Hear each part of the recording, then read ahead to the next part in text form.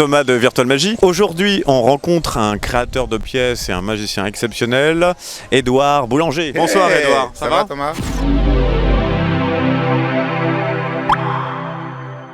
Tu es ici à Saint-Malo pour présenter quelques-unes de tes créations, mais avant ça, tu vas nous parler de toi. Comment tu as débuté la magie? Comment ça s'est passé? Alors j'ai commencé assez jeune avec des choses basiques. Vers quel âge à peu près? Petit, j'avais le manuel des castors juniors. Ah, moi aussi. Tu vois, j'adorais découvrir des trucs un peu physiques, etc. Et après, non, plus sérieusement. Mais vers quel âge j'étais à 13 ans par là. D'accord, ok. Et après, sérieusement, quand j'étais aux Beaux-Arts, je fais 5 ans les Beaux-Arts. Ah oui, quand même. Et j'étais en... Je te vous vois ou comment on fait là? J'étais en internat. Ah ouais. Et en face de ma chambre, il y avait un magicien d'un certain niveau, quoi. Et je l'ai harcelé, il m'a montré, il s'appelle Noël Fior. Hein. Et en internat, il y avait un magicien en face de toi, je comprends pas bien. En internat, tu as une chambre. Ouais. Tu vois, tu es 3 par chambre. D'accord. Tu as un couloir et en face, il y avait une autre chambre. D'accord. Et 3 personnes. Donc, une des mais personnes. c'était un magicien amateur. Hein. Oui, amateur. Forcément, on était jeunes. Quoi. D'accord, okay. Et il m'a appris les perles en mousse, des fioritures, tout ça. Je l'ai harcelé, hein, comme c'est ce qu'il faut. Hein, normal. Il faut payer pour avoir les secrets. Ça, exactement. Et voilà, et j'ai après, professionnellement, entre guillemets, parce que je faisais toujours mes études d'art, je travaillais dans les restaurants en tant que résident tous les vendredis. Et c'est là que j'ai fait mes premières armes. Et donc tu as débuté petit à petit de amateur, semi-pro et voilà. À quel moment tu t'es dit c'est... À la fin de mes études en fait, comme j'avais déjà fait beaucoup de close-up, j'étais déjà un petit peu connu dans ma région d'adoption on va dire vers Troyes. C'est où je faisais du dessin, des fresques murales, dans le graphisme quoi, où je devenais magicien. J'ai fait magicien et comme tu le sais un petit peu encore de graphisme, de vidéos, tout ça, voilà. On perd les passions. Et non. Et alors, mis à part le close-up, est-ce que tu fais d'autres choses? Est-ce que tu fais un peu de salon, de scène, des grandes illusions? Ah oui, on a un numéro de scène qui tourne depuis 20 ans maintenant. À force. Hein. Ça te fait quel âge là, Edouard? 39. Ah d'accord, quand même. Mais ouais, quand même, comme tu dis. Tu vieillis. Ouais, il n'y a pas de raison. Donc voilà, on a un numéro de scène qu'on joue pendant Noël. Le reste du temps, c'est de la magie pour enfants, les créations et pas mal de close-up pour tout ce qui est corporate, pour des sociétés. Tu es aussi réalisateur de vidéos très connus par la qualité de leur réalisation, parce que c'est presque des petits films. Tu as fait Fucking Coin et Loving Ben avec nos amis belges. Ouais, avec Philippe Bougard et Clément Kirsten. Et c'est vrai que dans le deuxième opus, donc la rédemption de ce qu'ils avaient fait par rapport à Fucking Coin, ce qui était un petit peu... voilà. Tu as valu quelques embrouilles à Black Bull, il paraît. Oui, l'affiche déjà avec... on ne sait pas qui est cette photo. Hein. Alors je pourrais le dire aujourd'hui. Oui, tu pourrais filer les numéros, quoi. Fais pas. Quand même, je pourrais dire que c'est la photo, mais je pourrais aussi ne pas le dire. D'accord. Et oui, donc dans Loving Ben, du coup, ils ont voulu faire la rédemption. Et on a fait un court-métrage en Belgique qui était vraiment, c'était fou, quoi. C'était pendant une semaine, tous les jours, du matin jusqu'à tard le soir. Il y a un coup de feu à balle à blanc. Hein. Mais dans un jardin public, donc il y avait la voiture qui était prête à partir. Enfin voilà, il y a plein d'anecdotes comme ça assez marrantes. Et on avait vraiment, il y avait des vues aériennes faites par un drone avec des amis à eux qui avaient fait ça.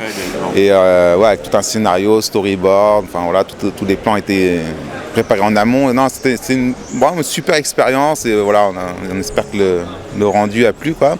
Mon ami Kinox a adoré, je crois. Ouais, non, c'était fun. Merci, Kinox.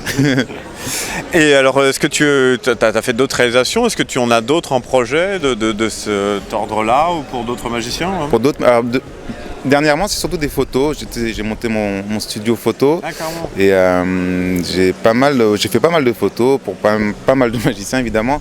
Et ça me plaît bien parce que j'aime bien découvrir le personnage. Bon, il y en a que je connais, là, il y en a qui viennent qui sont... très connus, voilà, c'est assez sympa. Mais même quand je connais pas, j'aime bien savoir quelle est leur magie et trouver directement l'idée pour faire la photo unique, qui s'est pas déjà vue. Et ça, j'aime bien. Je fais en général des dessins, des storyboards, je propose à l'artiste valide. Et après, on fait la séance, on fait des retouches numériques, etc. C'est un travail que j'aime bien. Ouais. Génial. Alors, on te connaît aussi beaucoup pour ton travail sur les pièces, notamment les pièces en feu. Et apparemment, tu as quelques projets assez intéressants que tu nous proposes peut-être ici à Saint-Malo. Voilà, à Saint-Malo, j'ai sorti des pièces en feu. Elles existaient en pièces d'$1 Eisenhower. Et là, ça fait 3 ans que je travaille sur des tours, l'usinage, etc. Et j'ai réussi à sortir mes premières pièces en Morgane, en Diffon Hercule, des pièces en argent, quoi. Donc ça, je suis assez content. Et il y aurait l'évolution de la pièce en feu, de la Firecoin. J'ai même pas le nom. Bon, c'est encore un truc à chercher. Evolution, voilà. Lift Coin. Donc je me sers pour mon concours. Yeah. Et là, ça a remporté un prix FISM d'invention, un award, au dernier FISM à Blackpool. Et là, maintenant, il ne me reste plus qu'à sortir tout le... Quelle est la particularité de cette pièce Alors c'est déjà vraiment, on peut la montrer pour mémoire, pour ceux qui voient, sa particularité, c'est que c'est $1 et qui est en feu, qu'on peut pratiquement monter des deux côtés. Donc voilà. Là, son évolution... L'évolution, tu peux vraiment la montrer des deux côtés sans aucun souci. Et quand il y a la flamme, mais vraiment quand tu veux, tu peux faire monter la flamme et la faire redescendre quand tu veux. C'est beau, c'est beau. Et en plus, tu peux, une fois que l'effet est terminé, mettre la pièce en main gauche, faire un gros flash de feu et produire une deuxième pièce. Ah, ça me plaît là ça m'excite, je fais des pièces, donc forcément ça... J'ai vraiment hâte de la sortir. Ouais. Carrément. Bon bah c'est génial ça. Alors quels sont tes projets futurs à venir là, dans les mois déjà ça. D'accord. Après là j'ai sorti un flasher pour Zippo. C'est un produit très américain parce que les Américains ils adorent tout ce qui est Zippo. D'accord. Et un Zippo normal, tu l'ouvres, dans l'ouverture le gimmick se met automatiquement en place.